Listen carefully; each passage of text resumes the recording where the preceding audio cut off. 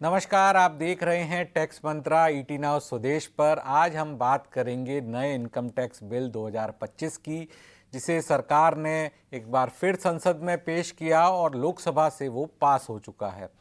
अब देरी से रिटर्न भरने पर भी मिलेगा टीडीएस का रिफंड। टैक्स के नियम जो है वो आसान हुए हैं। सेक्शन जो है वो नए बिल के अंदर कम हो गए हैं। प्रक्रिया को डिजिटल किया गया है और फेसलेस भी किया गया है। धार्मिक और चैरिटेबल ट्रस्ट को गुमनाम डोनेशन पर जो छूट है वो बनी रहेगी। ये बदलाव आपके टैक्स पर कैसे असर डालेंगे, जानेंगे आज के टैक्स मंत्रा शो में। हमारे साथ मौजूद है जाने माने टैक्स एक्सपर्ट आनंद भटिया जी। बहुत बहुत शुक्रिया आनंद जी आज हमारे साथ जुड़ने के लिए। सबसे पहले मैं आपसे यही समझना चाहूँगा, अब जो सरकार ने नया इनकम टैक्स बिल है वो लोकसभा में पेश किया था और लोकसभा से वो पास भी हो गया है। तो हम इस शो को इस तरह से करना चाहेंगे कि जब भी नए इनकम टैक्स बिल की बात आए और लोग जब उसको आर्काइव में खोजे तो ये एक गो टू डेस्टिनेशन हो जहां पर सारी चीज़ें आसान भाषा में समझ जाए। तो सर, कौन कौन से ऐसे मुख्य बदलाव जो है वो इस इनकम टैक्स बिल 2025 में किए गए हैं जिससे लोगों को फ़ायदा होगा, अगर आप हमारे दर्शकों को बता पाए। जी, thank you Anurag. I think ये इनकम टैक्स बिल जो लोकसभा में अभी अभी अप्रूव हुआ है एंड अभी राज्यसभा में एंड देन प्रेसिडेंट असेंट भी मिलेगा, ये एक प्रोसेस था जिससे कि इनकम टैक्स की जो धारा है जो 1961 से चलती आ रही है उसको कैसे एक रिवैम्प करे, उसको कैसे सिंप्लीफाई करे and ease of doing business पे इस पे फोकस रहा है। जो पुराना 1961 का बिल था उसमें तकरीबन 800 से ऊपर सेक्शंस थे, उनमें 4000 टाइम्स अमेंडमेंट्स हो चुके थे। और इनकम टैक्स एक ऐसा बिल है कि अमेंडमेंट होने के बाद भी आपको पुराने इनकम टैक्स बिल्स रखने पड़ते हैं सिस्टम में, क्योंकि आपकी असेसमेंट 4 साल बाद, 5 साल बाद, 6 साल बाद भी हो सकती है। तो ये एक अटेम्प्ट है कि पूरा एक रिवैम्प कर दे। और अभी जो सेक्शंस है वो तकरीबन 500 सेक्शंस हो जाते हैं, उनको प्रॉपरली अलाइनमेंट किया हुआ है ताकि अगर कोई नया स्टूडेंट भी है इनकम टैक्स का, उसके लिए grasping and understanding becomes much better. Substantial changes ज्यादा नहीं है, जो कि मैंडेट भी नहीं था ये एफर्ट का। जो मेजर चेंजेस है दोज आर टुवर्ड सिंप्लीफिकेशन और एक आसानी से कैसे टैक्स पेयर को सहूलियत पड़े उसके लिए सारे प्रोविजंस है। फरवरी 2025 में सबसे पहले ये बिल पेश किया गया था एंड देन पार्लियामेंट्री की एक सिलेक्ट कमिटी को का एक फॉर्मेशन किया था ताकि सजेशंस ले पाए from different different stakeholders. जो पार्लियामेंट्री सिलेक्ट कमिटी ने उनका सजेशंस दिया, काफी सुझाव आए एंड उस सुझाव के बाद most of them have been incorporated और एक जो रिवाइज्ड बिल वो लोकसभा में अप्रूव हुआ है। जो मेजर चेंजेस है जैसे कि अनुभव जी ने अभी बताया, जैसे कि रिफंड। इनकम टैक्स का जो पहला बिल था उसमें ऐसा था कि अगर आप टाइम पे आपका रिटर्न नहीं भरेंगे देन आपको जो रिफंड मिलना है वो रिफंड आपको नहीं मिलेगा। जैसे कि आप जानते हैं इनकम टैक्स में काफी डेडलाइंस है एंड अगर आप रिटर्न नहीं भरते तो आपको रिफंड नहीं मिलेगा। वो प्रावधान अभी निकाल दिया गया है। आप कभी भी रिटर्न भरें इन द टाइम फ्रेम और आप रिफंड के लिए एलिजिबल हो सकते हैं। बिल्कुल सिमिलरली जो ट्रस्ट का सेक्शन है, बिल्कुल, एलएलसी का धीरे धीरे सर सेक्शन है, एक एक सवाल करके मैं इंटरकॉर्पोरेट आपसे डिविडेंड का सेक्शन है। आसानी से जो बदलाव हैं एक एक करके मैं आपसे समझूंगा। और आपने जैसे बताया कि सिंप्लीफिकेशन पर ज़्यादा फोकस किया गया है नए इनकम टैक्स बिल में, जिससे लोगों को जो जटिल शब्दावली है वो समझने में आसान हो। सर, जैसे कि टीडीएस रिफंड के मामले में जो देर से इनकम टैक्स रिटर्न भरने पर अब रिफंड मिलेगा, कोई जुर्माना नहीं लगेगा, तो इससे आप कितनी बड़ी रिलीफ मानते हैं और इससे किन लोगों को ज़्यादा फायदा होगा? सो आई थिंक ये ऑलवेज जो हमारा 1961 का एक्ट है उसमें भी ये प्रोविजन था कि अगर आप टाइम पे नहीं भरते हो लेकिन बाद में भी भरते हो फिर भी आपको रिफंड मिलता था। जो फरवरी का बिल आया उसमें ये प्रोविजन आ गया था दैट अगर आप टाइम पे भरते हो तो ही आपको वो रिफंड मिलेगा। लेकिन जो अभी revised bill after the select committee के सजेशंस के बाद आया हुआ है उसमें वापस से उन्होंने पोजीशन रीइंस्टेट कर दी है कि आप रिटर्न फाइल करते हो तो आपको रिफंड मिलेगा। जैसे कि अगर कोई कंपनी के पास लॉस है, तो अगर आपको वो लॉस क्लेम करना है फ्यूचर में, तो आपको टाइम पे रिटर्न फाइल करना जरूरी है। वो प्रावधान आज भी कंटिन्यूड है, लेकिन रिफंड के लिए ये एक छूट दी गई है कि अगर आप टाइम पे नहीं भरते हो, थोड़ा लेट भी भरते हो, तब भी आपका रिफंड अगर ड्यू है तो वो आपको मिलेगा। आई डोंट थिंक ज्यादा उससे कोई इनकम टैक्स, ट्रेजरी या कलेक्शन में अफेक्ट होगा, बट जो टैक्स पेयर्स है उनको जरूर सहूलियत हो जाएगी कि अगर थोड़ा डिले हुआ है तो उनका रिफंड क्वेश्चन में नहीं आ जाएगा। बिल्कुल, टैक्स पेयर्स को सहूलियत होगी कि अगर आपका डिले होता है तो भी रिफंड जो है वो मिलेगा, जो भी पैसा इनकम टैक्स डिपार्टमेंट को आपको लौटाना है वो लौटाया जाएगा। हाँ, अगला सवाल मैं आनंद जी समझना चाहूँगा, जो एनोनिमस डोनेशन होते हैं, गुमनाम चंदा होता है, अब उस पर नियम क्या रहे हैं और धार्मिक और चैरिटेबल ट्रस्ट पर जो छूट है वो जारी रहेगी? सो अनोनिमस डोनेशन में ऐसा था जी, 1961 से जो बिल एक्ट चलता आ रहा है, उसमें चैरिटेबल एंड रिलीजियस ऑर्गेनाइजेशंस अगर उनको एनोनिमस डोनेशन मिलता था तो उनके ऊपर भी टैक्स नहीं लगता था। जो फरवरी में बिल आया, उसमें जो प्रावधान लाया गया था कि एनोनिमस डोनेशन रहेगा तो उनके ऊपर टैक्स लग जाएगा, बिकॉज आपको पता नहीं है कि वो फंड्स किससे आए हुए हैं।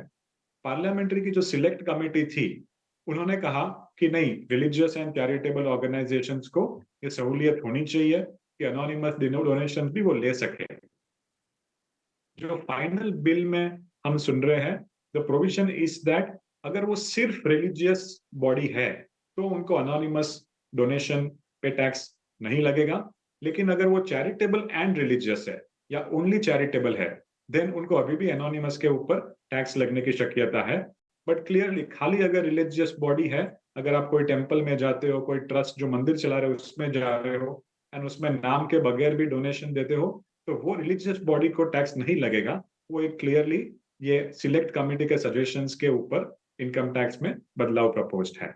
बिल्कुल सर, आपने बहुत आसान भाषा में हमारे दर्शकों को बताया है कि नए इनकम टैक्स बिल के अंदर अगर धार्मिक संस्था है, रिलीजियस बॉडी है और उनको एनोनिमस चंदा या गुमनाम चंदा मिला है तो टैक्स नहीं देना होगा, लेकिन रिलीजियस और चैरिटेबल संस्था है तो वहाँ पर चैरिटेबल संस्था को टैक्स देना होगा।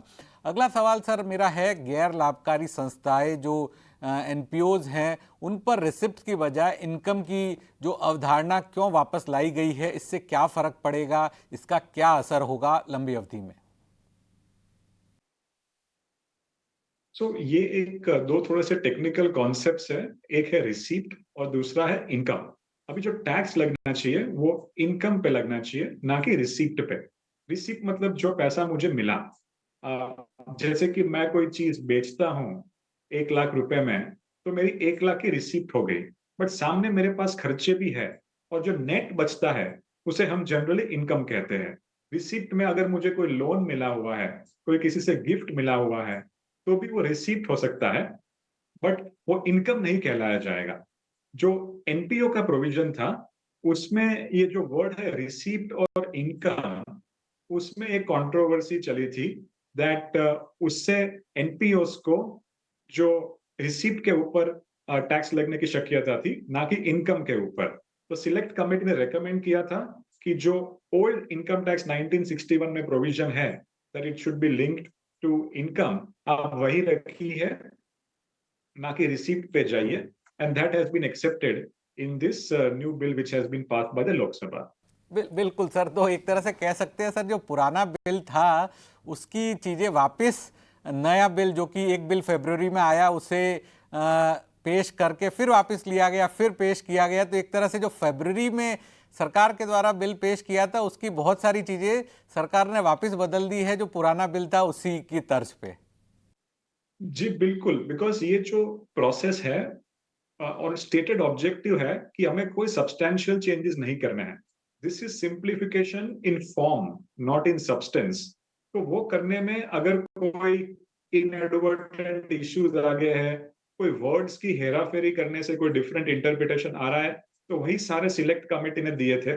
जब भी हमने भी डिपोज किया था with the select committee, most of the suggestions were relating to language और वर्डिंग्स एक्सेट्रा जो सारे उन्होंने इनकॉर्पोरेट किए हुए हैं, और जो नए बिल में भी सारे चेंजेस आ रहे हैं। बट आप सही कह रहे हो कि जो एक प्रोविजन इनकम टैक्स एक्ट 1961 में था, most of the suggestions are aligning to that position. बिल्कुल सर। आगे बढ़ता हूं सर, और एक और चीज़ आपसे समझना चाहेंगे, लिमिटेड लाइबिलिटी पार्टनरशिप एलएलपी पर जो अल्टरनेटिव मिनिमम टैक्स का दायरा अब कैसे बदला है? जी, तो अल्टरनेटिव मिनिमम टैक्स का प्रोविजन ये कहता है कि अगर आप कोई टैक्स डिडक्शन या कोई टैक्स सेविंग आपको मिलती है, फिर भी आपको टैक्स भरना है based on your reported profits. कि आपको इनकम टैक्स तो नहीं भर रहे हो क्योंकि आप कोई एग्जेम्पशन ले रहे हो, लेकिन जो आपके बुक में प्रॉफिट है उसके ऊपर आपको टैक्स भरना है। नाउ अब तक ये जो एएमटी का प्रावधान था वो खाली उन्हीं एलएलपीज पे एप्लीकेबल था जो ऐसे कोई डिडक्शन या ऐसे कोई एग्जेम्पशंस क्लेम करते थे। लेकिन जो ये फरवरी में बिल आया उसमें ये एएमटी का प्रावधान सारे एलएलपीज पे लगाया गया। नॉट जस्ट कि जिसको बेनिफिट मिल रहा है, जिसको एग्जेम्पशन है, उन्हीं पे लागू हो, बट सारे एलएलपी पे आ गया था। मेरे हिसाब से ये एक इनएडवर्टेंट एरर था और उसका इंटेंशन नहीं होगा। तो जब सिलेक्ट कमेटी ने रेकमेंड किया कि एएमटी खाली उन्हीं एलएलपी पे लगना चाहिए जिसके ऊपर कोई टैक्स एग्जेम्पशन या कोई टैक्स बेनिफिट है, वो सुझाव भी लिया गया और वापस जो ओरिजिनल पोजीशन था 1961 एक्ट में कि एएमटी खाली उन्हीं एलएलपी पे एप्लीकेबल होगा, वहीं पे अपना पोजीशन आके रह गया है।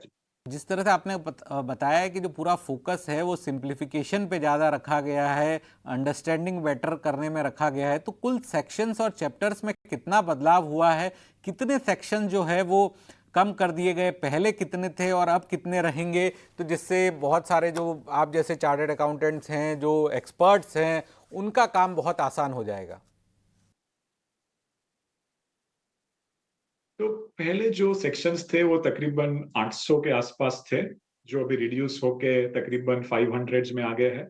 लेकिन जो क्वांटम था, नंबर ऑफ वर्ड्स की अगर गिनती करें तो वो तकरीबन आधे हो गए हैं। लेकिन उससे ज्यादा बेनिफिट से भी जो अच्छा बेनिफिट है कि ये सब सेक्शंस प्रॉपरली ग्रुप किए हुए हैं।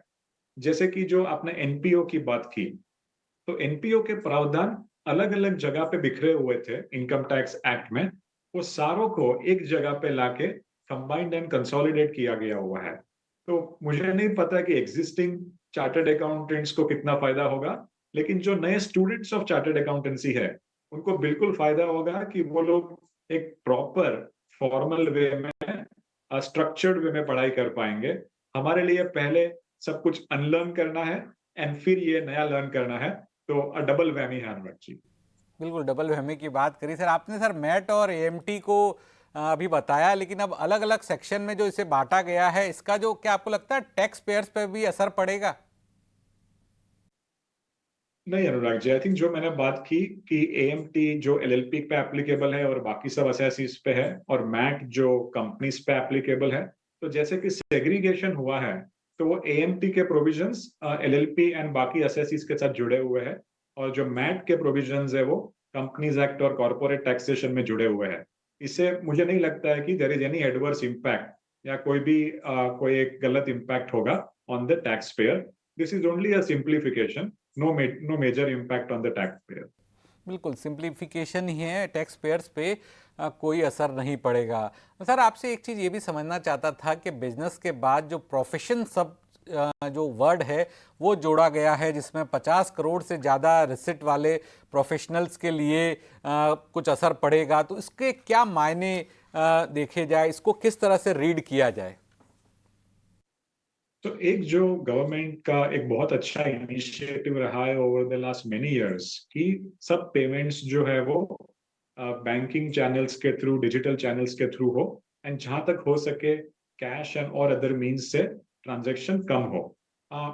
वो एक सेक्शन है कि काफी एसएससीज को उनका काफी सारा transaction through banking means and digital channels करना पड़ता है। उसमें बिजनेसेस इंक्लूडेड थे, लेकिन कोई कारण से प्रोफेशंस को इंक्लूड नहीं किया गया था। बिकॉज प्रोफेशन डॉक्टर्स हो सकते हैं, लॉयर्स हो सकते हैं, चार्टर्ड अकाउंटेंट्स हो सकते हैं, तो जरूरी नहीं है कि उनका सारा पेमेंट थ्रू बैंकिंग चैनल्स आए।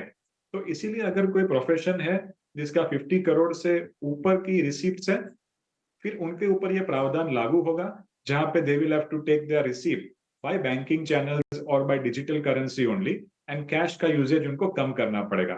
छोटे छोटे प्रोफेशनल्स है, डॉक्टर्स है, जिनकी इतनी ज्यादा इनकम नहीं है 50 करोड़ तक, वो स्टिल कंटिन्यू कर सकते हैं। बट बिगर प्रोफेशनल्स जो है 50 करोड़ से ऊपर वाले, उनको अभी ज्यादा बैंकिंग एंड डिजिटल करेंसी का यूज करना होगा। अच्छा सर, तो जो बहुत से चार्टर्ड अकाउंटेंट्स हैं, डॉक्टर्स हैं, जो कैश में फीस लेने का कहते हैं सर, तो उनके लिए दिक्कत आ जाएगी? बिल्कुल, आई थिंक डॉक्टर्स, बिकॉज वो लोग इंडिविजुअल पेशेंट से डील करते हैं, कभी कभी ये होता है कि वो बैंक से कैसे ट्रांसफर करे या डिजिटल का सहूलियत नहीं होती है पेशेंट के पास। बट यू नो, ये खाली कोई प्रोफेशन जो 50 करोड़ से ऊपर कमा रहा है उनके लिए यही है, जो मैं समझता हूँ स्वाभाविक है कि वो कोई हाई एंड सर्जन या कोई हॉस्पिटल से अटैच्ड होगा, तो उनके लिए आसानी हो सकती है। बट इससे मुझे नहीं लगता है कि छोटे छोटे प्रोफेशनल्स को कोई ज्यादा इनकन्वीनियंस होगी। बिल्कुल, ज़्यादा इनकन्वीनियंस नहीं होगी। और सर, क्या आपको ये भी लगता है, क्योंकि अभी भी भारत में जो ओवरऑल टैक्स बेस है वो काफ़ी कम है, तो उसको और किस तरह से सर बढ़ाया जा सकता है, उसमें और क्या किया जा सकता है, और इनकम टैक्स बिल उसमें आपके मुताबिक कुछ असर डालेगा?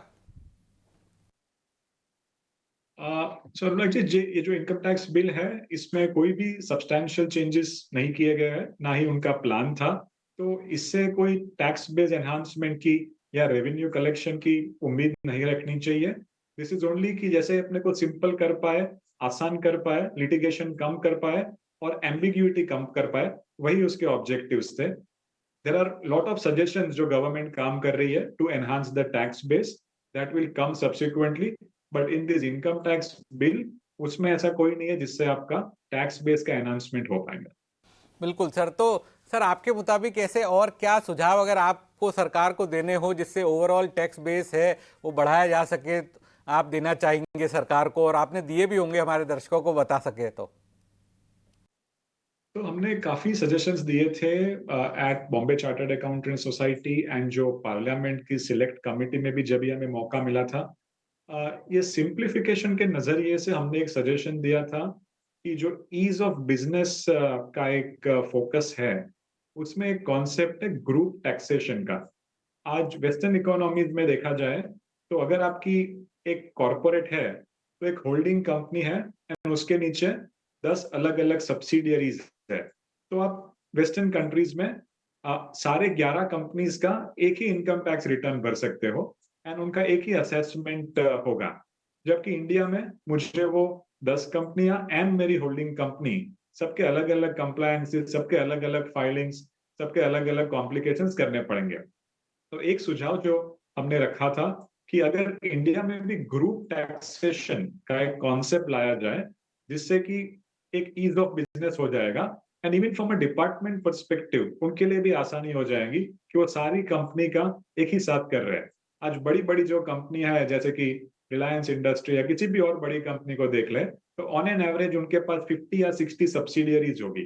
तो अगर उनको कंबाइन करके ग्रुप लेवल पे टैक्सेशन किया जाए, so it can be a very big सुझाव on ease of doing business।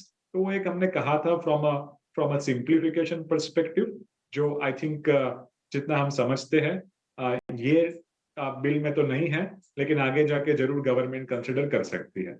बिल्कुल सर। नहीं, ये तो सर कंपनी स्पेसिफिक हो गया, लेकिन कॉरपोरेट स्पेसिफिक हो गया। जो टैक्स पेयर्स है, आम टैक्स पेयर्स है, इंडिविजुअल टैक्स पेयर्स है, उसका भी बेस जो है काफ़ी कम है भारत के अंदर। अभी भी वो सिंगल डिजिट के अंदर ही है अगर पूरी जनसंख्या की बात करें, तो उसे और कैसे बढ़ाया जा सकता है? क्योंकि हम दूसरी तरफ देखते हैं नंबर ऑफ लग्जरी कार्स की बिक्री, या फिर फॉरेन ट्रैवल की जो डेटा है, बाकी फेस्टिव सीजन के अंदर जो डेटा आता है वो बताता है कि कहीं ना कहीं मिसमैच है number of real tax filers and number of people who are earning above the certain percentage.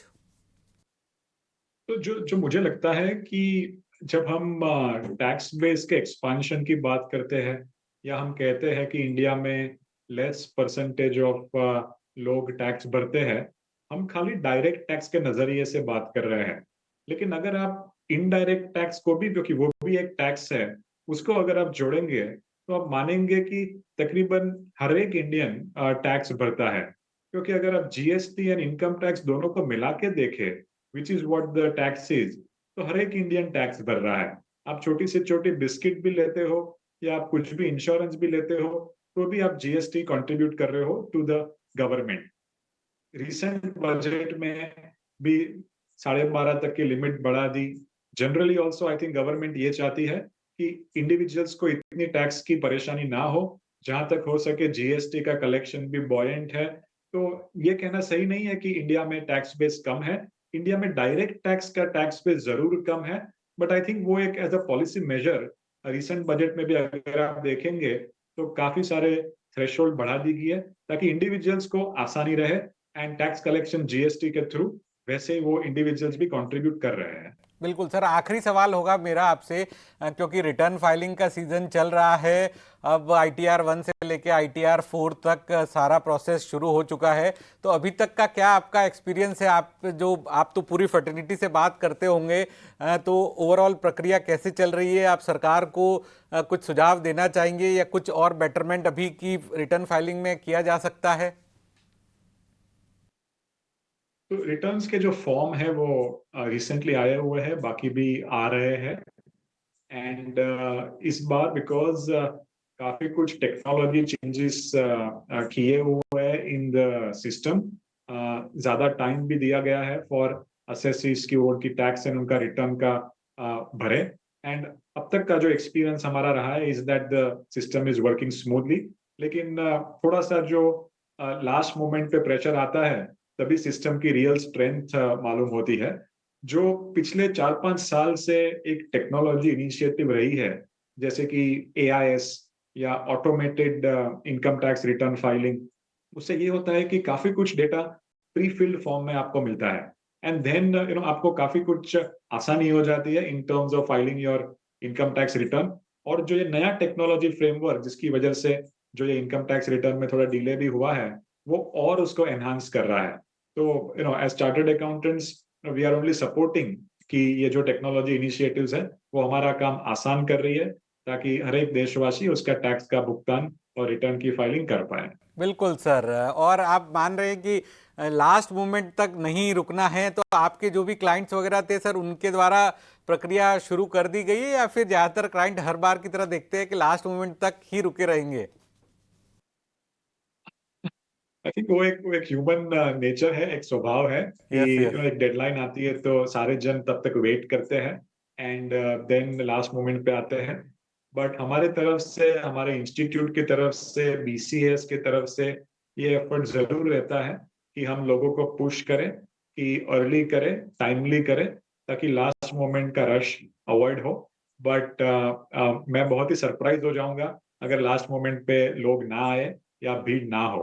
I think वो जो एक हमारा ह्यूमन नेचर है, वो कोई टैक्स लॉ नहीं बदल सकता है, जो मैं मानता बिल्कुल, ये ह्यूमन नेचर है और ये टैक्स लॉ नहीं बदला जा सकता है। बहुत बहुत शुक्रिया आनंद जी, आज हमारे साथ जुड़ने के लिए और नए इनकम टैक्स बिल की बारीकियां हमारे दर्शकों को बताने के लिए। और बाकी के वक्त में आपने ये भी बताया कि क्या और सुझाव दिए हैं आपने सरकार को। बहुत बारीकी से आपने समझाया सारे जो प्रावधान थे, जिसको बहुत लोग बड़ा मान रहे थे कि बहुत बड़े बदलाव हुए, लेकिन आपने जो हमारे दर्शकों को बताया बारीक आसान भाषा के अंदर के बदलाव इतने नहीं हैं, केवल सिंप्लीफिकेशन है, चीज़ों को सिंपल तरीके से सरकार रखना चाहती है। आपका शुक्रिया। ET नाउ स्वदेश के टैक्स मंत्रा शो में फिलहाल इतना ही, लेकिन बाकी खबरों के लिए आप बने रहिए ET नाउ स्वदेश के साथ।